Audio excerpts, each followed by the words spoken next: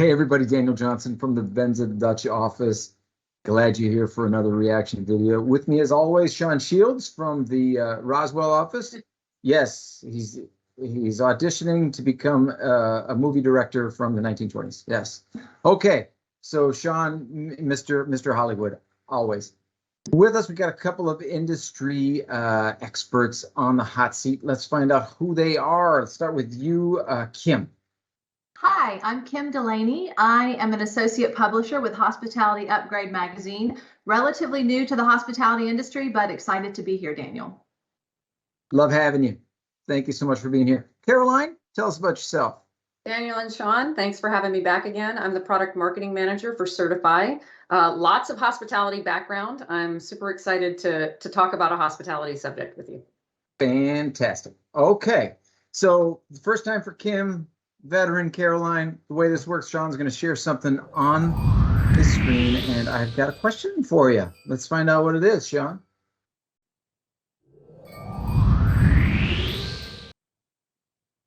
What? Something from Hospitality Upgrade?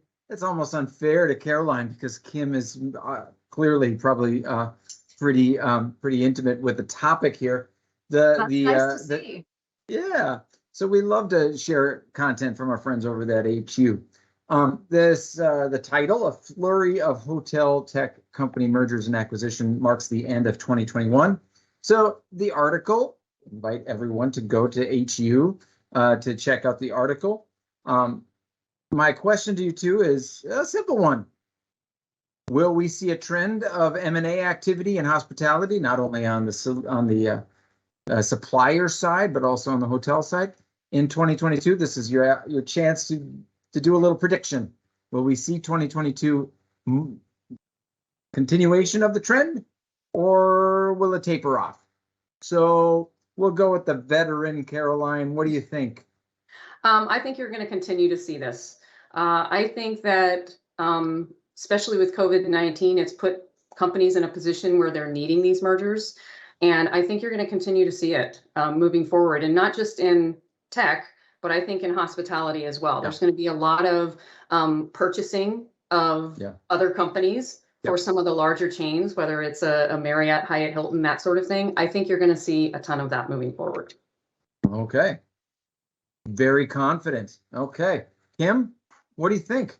Yeah, this was a great article written by our lovely friend Warall. I think it just makes sense. I think it makes sense. If the pandemic taught us anything, it's that the world is really a much smaller place than anyone ever thought. And if companies can pool their resources, pool their best talent, and have access to more with less, it just makes sense in this time and age, I think. Yeah. It's interesting you bring up, because we've had the topic of staffing on other reaction videos. It's interesting that you bring up that as a driver of the optimization as a potential driver, as a factor in this play. I agree with you both. I think we're going to see a continuation of this trend. I don't think it's going to go anywhere anytime soon, especially with you, as you had mentioned, Caroline, on the hotel side. We see it with our customers. There's a lot of new properties coming online, picking up some distressed properties from groups that maybe weren't so comfortable with cash flow, for example. Daniel, when you talk about staffing, I can tell you it's not just hotel side, it's tech side also. Yeah. The world will never be the same again. The hotels will always do more with less forever. That's what the pandemic has sort of imprinted on them. And I think the same applies to tech. I think everybody has sort of repurposed or refocused what people are looking at. People are actually becoming more well-rounded because they're having to do more than just what their job is. And that's definitely a direct reflection of the pandemic. Yeah. Which has always been asked of hospitality people, as being such generalist in terms of a range and being resourceful. I guess not generalist isn't quite as complimentary. I mean, it's being resourceful and to be successful in the industry. Another thing I've noticed about the hospitality industry is it's a very tight-knit group. And once you get into the industry, people seem to stay in the industry. So it makes sense, and it's not surprising that people who know people from different companies, different areas of the industry come together. Ultimately, that makes sense too. Yeah.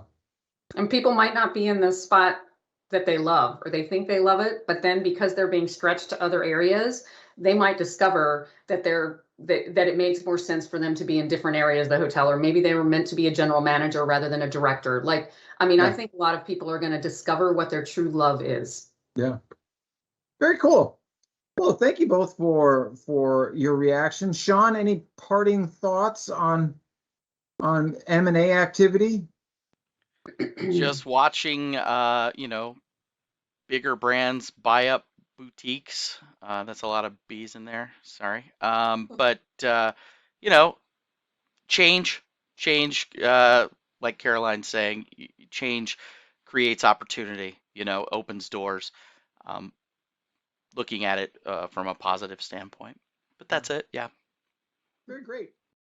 Well, thanks everybody for watching this reaction video. We will see you next time. Thank you, Caroline and Kim, for being here. Thank you. Yeah.